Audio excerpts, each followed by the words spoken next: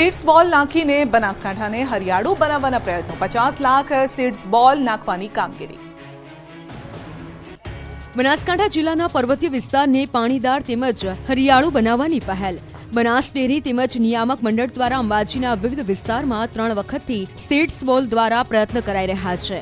ફરી એકવાર આજે ગુજરાત વિધાનસભાના અધ્યક્ષ શંકરભાઈ ચૌધરીના હસ્તે બનાસ ડેરી દ્વારા અંબાજીના કોટેશ્વર પંથકમાં સીડ્સ બોલ રોપણનો કાર્યક્રમ યોજવામાં આવ્યો। આસપાસના ડુંગરાઓ પર હરિયાળા બને તે માટે બનાસ ડેરી દ્વારા લાંબા સમયથી સીડ્સ બોલ બનાવવાની કામગીરી હાથ ધરવામાં આવી હતી। આ અભિયાનમાં અંદાજે 10 લાખ જેટલા સીડ્સ બોલ બનાવવામાં આવ્યા છે। વિધાનસભાના અધ્યક્ષ શંકરભાઈ ચૌધરીના હસ્તે ડ્રોન દ્વારા જંગલના વિવિધ વિસ્તારોમાં આ સીડ્સ બોલ નાખવામાં આવ્યા હતા। હાલના તબક્કે બનાસકાંઠા જિલ્લામાં 3 દિવસના કાર્યક્રમ દરમિયાન વિવિધ મંડળીઓના લોકો અને ફોરેસ્ટ વિભાગના કર્મચારીઓ દ્વારા 50 લાખ જેટલા સીડ્સ બોલ બનાવવાની કામગીરી હાથ ધરાઈ હતી।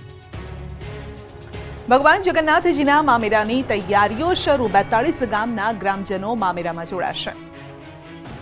ભગવાન જગન્નાથજીની રથયાત્રાની તૈયારીઓ ચાલુ થઈ ગઈ છે। વસ્ત્રાલમાં મામેરાની તૈયારીઓ પૂરજોશમાં છે। આ વખતે મામેરાનો લહાવો મૂળ સાબરકાંઠાના ઈડર તાલુકાના ગાંઠિયોલ ગામમાં વતની વિનોદ પ્રજાપતિને મળ્યો, જેને લઈ પરિવાર સહિત સોસાયટીના લોકોમાં ઉત્સાહનો માહોલ છે। પરિવારના લોકો મામેરાને લઈ વિશેષ તૈયારી કરી રહ્યા છે। વર્ષ 2024માં ભગવાન જગન્નાથજીનું જે મામેરું ભરાશે તેમાં ન માત્ર મામેરાના યજમાન પરંતુ મામેરાના યજમાન સાથે સોસાયટી અને એક સાથે ગુજરાતના 42 જેટલા ગામ જોડાશે। વસ્ત્રાલ વિસ્તારના રહેવાસી વિનોદે મામેરાનું માઇક્રો લેવલનું પ્લાનિંગ કર્યું છે। માત્ર પોતાનું ગામ નહીં પરંતુ 42 ગોરના પ્રજાપતિ પરિવારને મામેરાનું નોતરું પણ આપવામાં આવ્યું છે। સરસપુર વિસ્તારમાં મામેરાના દર્શન બાદ 3 જૂનના રોજ અમદાવાદના વસ્ત્રાલ વિસ્તારમાં શોભાયાત્રા પણ કાઢવામાં આવશે, જેમાં એક સાથે 42 ગામના લોકો શોભાયાત્રામાં જોડાશે। ગામના લોકો માટે વિશેષ જમણવારનું પણ આયોજન વસ્ત્રાલમાં રાખવામાં આવ્યું છે। આ વખતે ભગવાનના વાઘા ખાટલી વર્કવાળા કરવામાં આવ્યા છે। સુભદ્રાજીને શોભા આપનારા તમામ અલંકારો ડાયમંડના બનાવવામાં આવ્યા છે। મામેરા દર્શનના દિવસે વસ્ત્રાલ વિસ્તારમાં મોટું આયોજન છે, જેમાં સોસાયટીની તમામ બહેનો ચણિયાચોળી પહેરીને સામૈયું કરવાની છે। બપોર બાદ અમરેલી જિલ્લામાં મેઘરાજાએ બઘડાટી બોલાવી તો જામનગરમાં પણ વરસાદી માહોલ। મેઘરાજાની ધમાકેદાર ઇનિંગથી અમરેલી પંથક તરબોળ થયું। અમરેલીના વડિયા પંથકમાં ધોધમાર વરસાદથી રસ્તાઓ પાણી થયા। આગામી 4 દિવસ સામાન્યથી મધ્યમ વરસાદની આગાહી છે, ત્યારે બપોર બાદ અમરેલી જિલ્લામાં મેઘ સવારી આવી ચડી। અમરેલી શહેર અને વડિયા પંથકમાં ધોધમાર વરસાદ ખાબક્યો। અમરેલી શહેર સહિત આસપાસના ગ્રામ્ય વિસ્તારોમાં પણ વરસાદી માહોલ જોવા મળ્યો। અમરેલીના મોટા ગોરખવાડા, ચાંદગઢ, લાપાડિયા સહિત ગામોમાં ધોધમાર વરસાદ ખાબક્યો। જિલ્લાના અનેક વિસ્તારોમાં ખેડૂતો વાવણી કરી ચૂક્યા છે, ત્યારે આજે ફરી વરસાદે એન્ટ્રી કરતા ખેડૂતોમાં ખુશીની લહેર છવાઈ છે। તો આ તરફ કેટલાય દિવસોથી ગરમી સહન કરી રહેલા લોકોને વરસાદથી રાહત મળી।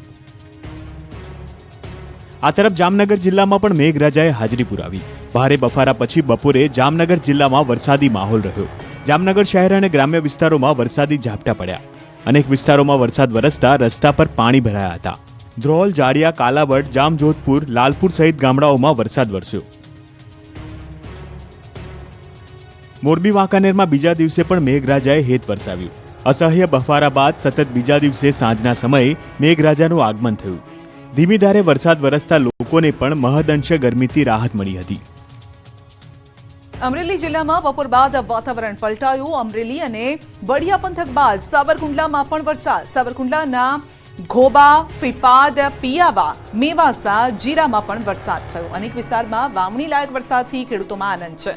અસહ્ય બફારા બાદ વરસાદથી ગરમીમાં રાહત મળી છે।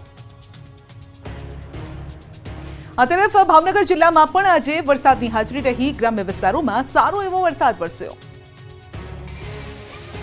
મેઘરાજાએ આજે ભાવનગર પંથકમાં આંટો માર્યો। શિહોર તાલુકાના વરલ ગામે બીજા દિવસે મિની વાવાઝોડું ત્રાટક્યું હોય તેમ ભારે પવન સાથે ધોધમાર વરસાદ વરસ્યો। ભાવનગર જિલ્લામાં બપોર પછી વાતાવરણમાં અચાનક પલટો આવ્યો અને મેઘો મુશળધાર વરસ્યો। જિલ્લાના ગ્રામ્ય વિસ્તારોમાં પણ છૂટોછવાયો વરસાદ વરસ્યો। વાવણી લાયક વરસાદ વરસતા ખેડૂતોમાં ખુશી જોવા મળી, તો બીજી તરફ વાદળછાયા વાતાવરણને લઈને વાતાવરણમાં ઠંડક પ્રસરી। વરલ ગામે ભારે પવન સાથે વરસાદ વરસતા વોકડામાં ધસમસતા પાણીનો પ્રવાહ વહેતો થયો હતો। મહુવાના કરમદિયા ગામમાં પણ ચોમાસાએ રમઝટ બોલાવી। આ ઉપરાંત બગદાણા સહિતના વિસ્તારોમાં ધોધમાર વરસાદ વરસતા ખેડૂતો ગેલમાં આવી ગયા। તો સૌરાષ્ટ્ર અને દક્ષિણ ગુજરાતના કેટલાક વિસ્તારોમાં વરસાદ વરસ્યો। ખેડૂતોમાં ખુશીની લહેર। ડાંગ જિલ્લામાં વરસાદી માહોલ જામ્યો। સતત ચોથા દિવસે વરસાદ વરસતા વાતાવરણમાં ઠંડક પ્રસરી। બપોર બાદ વરસાદી વાદળોનું આગમન થયું અને કેટલાક વિસ્તારોમાં ધોધમાર વરસાદ વરસ્યો. વઘઈ સાપુતારા માર્ગ પર વરસાદથી પાણી વહેતા થયા. વરસાદી વાતાવરણ સર્જાતા ડાંગનું કુદરતી સૌંદર્ય ખીલી ઉઠ્યું. કેટલાક દિવસોથી મેઘરાજાની હાજરીથી ડાંગ જિલ્લાના ખેડૂતોમાં ખુશીનો માહોલ જોવા મળ્યો. આ તરફ સૌરાષ્ટ્રના કેટલાક વિસ્તારોમાં વાતાવરણ પલટાયું. અમરેલીના વડિયામાં વરસાદી વાદળો આવ્યા અને વરસ્યા. અસહ્ય ગરમી અને ઉકળાટ બાદ વરસાદ થતાં લોકોને ગરમીથી છુટકારો મળ્યો. કેટલાક દિવસોમાં કાળા ડિબાંગ વાદળો વચ્ચે ધોધમાર વરસાદી ઝાપટું પડ્યું. ભરૂચના હાંસોટ પંથકમાં પણ મેઘરાજાનું આગમન થયું. હાંસોટના ઇલાવ, સાહોલ, બાલોટા, સુણેવ, આસરમાં સહિતના ગામોમાં વરસાદ વરસ્યો. હાંસોટ પંથકમાં વરસાદ થતાં વાતાવરણમાં ઠંડક પ્રસરી. રણપ્રદેશ કચ્છમાં પણ મેહુલિયો ગરજ્યો. કચ્છના ભુજમાં વાતાવરણમાં અચાનક પલટો આવ્યો અને વરસાદી ઝાપટા પડ્યા. વરસાદથી રસ્તા પર પાણી વહેતા થયા. રાજ્યમાં આગામી 4 દિવસ રહેશે વરસાદી માહોલ. હવામાન વિભાગે કરી આગાહી. 23 જિલ્લામાં ગાજવીજ સાથે વરસાદની આગાહી. આગામી 4 દિવસ સામાન્યથી મધ્યમ વરસાદનું અનુમાન. 11 જૂને ગુજરાત પહોંચેલા ચોમાસાએ બ્રેક મારતા શરૂઆત નબળી રહી. જો કે અમદાવાદ સહિત રાજ્યના કેટલાક વિસ્તારોમાં છૂટો છવાયો વરસાદ વરસી રહ્યો છે.